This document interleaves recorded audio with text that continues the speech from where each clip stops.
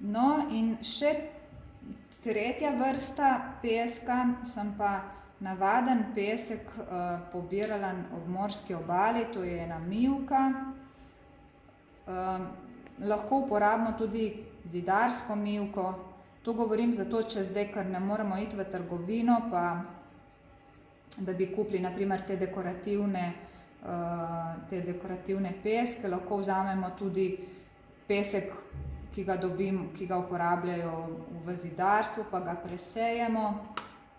No, jaz bom zdaj uporabila pesek, ki sem ga nabrala enkrat, ko smo bili na morju. In to je takale mivka.